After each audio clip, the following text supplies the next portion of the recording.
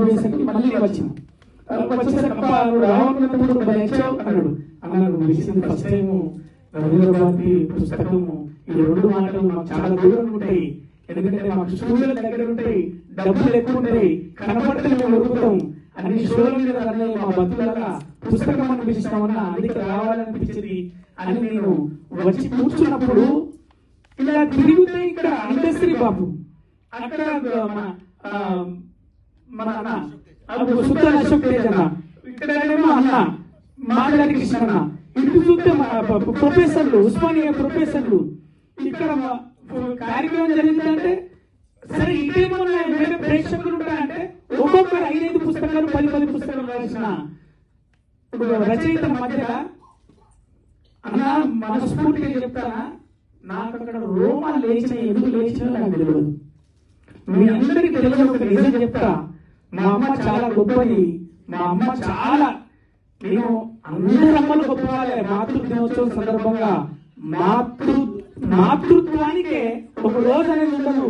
ప్రపంచ మాతృత్వం ఉన్నన్ని రోజులు మాత్రమే ఈ ప్రపంచం ఉంటుంది. కాబట్టి మా అమ్మ నాకు ఎందుకు గొప్పదంటే, మా అమ్మ అమ్మాయికి రాదు. మా అమ్మ ఎందుకు గొప్పదంటే, మా అమ్మ చాలా తెలియగలది. మా అమ్మ ఎందుకు గొప్పదంటే చాలా ధైర్యవంతురాలు. మా అమ్మ ఎందుకు గొప్పదంటే చాలా భయస్తురాలు. మా అమ్మ ఎందుకు గొప్పదంటే కోపం చాలా పెద్దది. మా అమ్మ ఎందుకు గొప్పదంటే దుఃఖం దానికైనా పెద్దది. మా అమ్మ ఎవరికైనా ఒక పేరు ఉంటుంది, స్కూల్లో ఒక పేరు, బయట ఒక పేరు. భుజాన్ని తిప్తాం, లోపలి పోతే రాజస్థాన్ రావడం స్కూల్. కానీ మా అమ్మకు 2 పేర్లతో జీవనం కొనసాగిస్తుంది.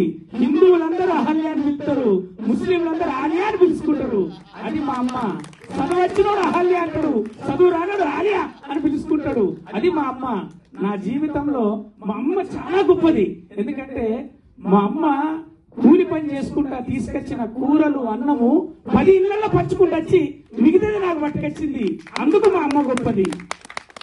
మా అమ్మ ఎందుకు గొప్పదంటే దానికి అమాయకత్వంలో తాను కోసం తాను దాచుకునేది తెలియదు.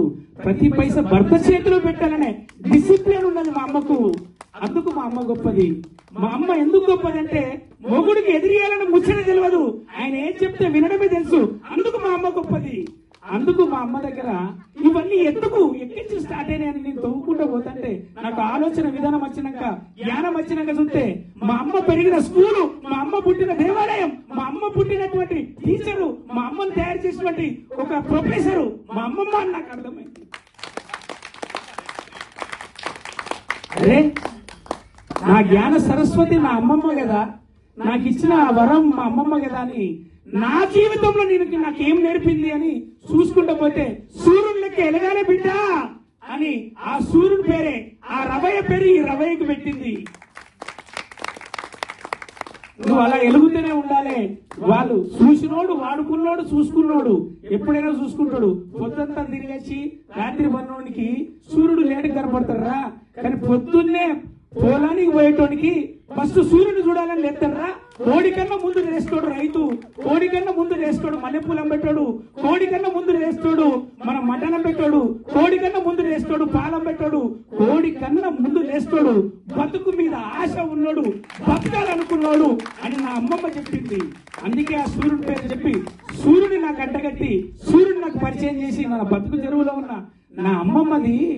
అలా ఒక్క విషయంలో కాదు, నాకు జెండా మందిరం చెప్పింది, నాకు బతుకమ్మ చెప్పింది, నువ్వుల పిండి ఎందుకు తినాలి ఆడబిడ్డ అని చెప్పింది, ఆడబిడ్డ నీళ్ళు ఎందుకు తాగాలని చెప్పింది, జడెందుకు వేసుకోవాలని చెప్పింది, భారాన్ని ఎందుకు పెట్టాలని చెప్పింది, పద్ధతికి ఎందుకు ఉండాలని చెప్పింది, మొగుడికి ఎందుకు ఎదిగిరేందుకు చెప్పింది, మొగాడు ఎట్లుండాలని చెప్పింది, మొగాడిలాగా బతుకురా అని చెప్పింది నా అమ్మమ్మ.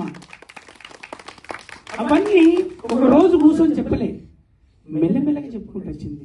సందర్భం వచ్చినప్పుడు మాత్రమే చెప్పింది, కానీ సోది పెట్టడానికి చెప్పలే. బతుకులో ఎప్పుడో ఒకసారి చంద్రయేమో కొండ కృష్ణుడు, శాంతనేమో ధైర్యవంతురాలు. వాళ్ళిద్దరి స్టోరీ మీకు చూస్తే ఆయన కోసం అద్దపావు కూరలో ఉంటుంది, వాళ్ళ స్టోరీలో చాలా చక్కగా ఉంటుంది. మీరు చూడండి, చంద్రుడు పేరు ఎప్పుడు పుట్టిందో ఎందుకు పుట్టిందో కాదు, ఆ శాంత వద్దనే నిండు పౌర్ణమి వచ్చింది మా చంద్రయ్య జీవితంలో అనేది మాకు అర్థమైంది. అలా మా అమ్మమ్మ మా బతుకులో ఉన్నది, మాలో ఉన్నది ఎప్పటికి ఉంటది. మా తరాలలో, మా నెక్స్ట్ తరాలలో కూడా మా అమ్మమ్మ ఉండిపోతుంది.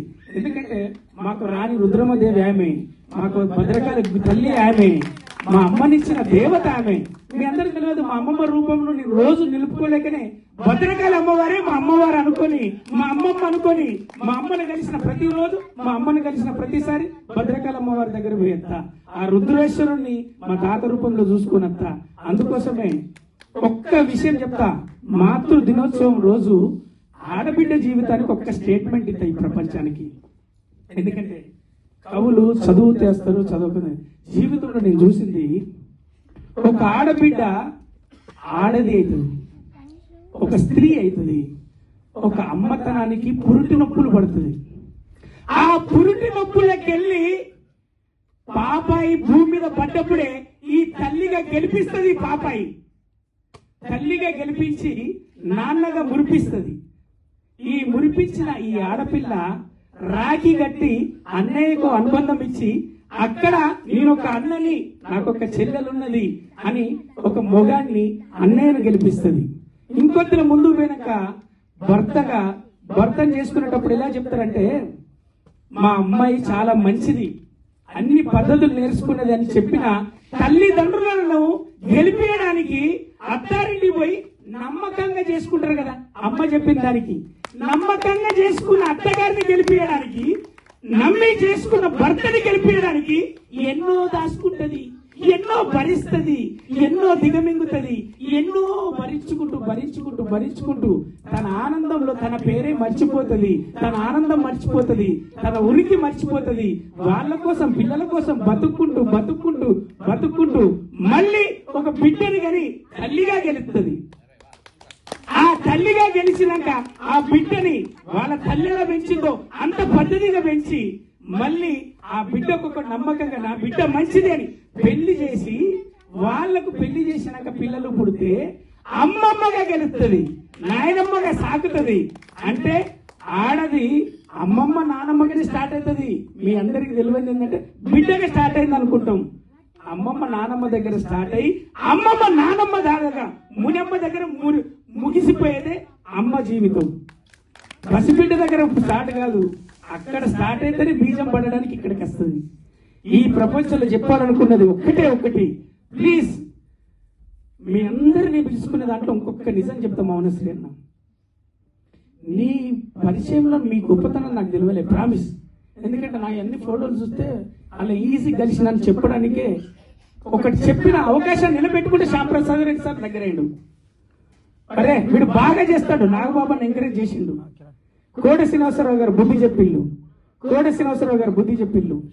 మరి అలా ఒక్కొక్కరి గురించి చెప్పుకుంటే డాక్టర్ శ్రీనారాయణ రెడ్డి గారి దగ్గరికి, అందశ్రీ గారి దగ్గరికి, గద్దర్ గారి దగ్గరికి, కె విశ్వనాథ్ గారి దగ్గరికి, తనికెళ్ళ బరణ దగ్గరికి, అలాగే మన వెంకయ్యనాయుడు గారి దగ్గరికి, అంత పెద్దలని కలిసే క్రమంలో అసలు సాహిత్యంలో పెద్దవాళ్ళు నాకు నలుగురు పిలుచుకుంటే వచ్చేవాళ్ళు ఎవరంటే, ఒక లిస్ట్ రాసిస్తే మీ అందరి గురించి ఏం ప్రిఫర్ చేశానంటే, మీ రచనలేంది, మీ పాటలేంది, మీ గలం ఏంది, మీ ఉనికి ఏంది, మీ పరిస్థితి ఏంది, మీ స్థితి ఏంది, మీ ప్రాముఖ్యత ఏంది తెలుసుకొని, అందుకే ఇంటి దగ్గరికి వచ్చి నాకు కేసీనన్న ఇవాళ రావాలి, పరిస్థితుల వల్ల ఎయిర్పోర్ట్ లో ఉండడం వల్ల రాలేకపోయిండు, అందుకే ఫ్లైట్లన్నీ అన్ను వెనుక ముందుట్లో కె శ్రీనివాస గారు ఒక్కరే మిస్ అయ్యారు. అందరూ వాళ్ళందరికీ నా పాదాభివందనాలు. వచ్చిన వాళ్ళందరూ రాలేకపోయిన సీనన్న ఎంత పెద్ద మ్యాటర్ పెట్టింది నాకు తెలుసు.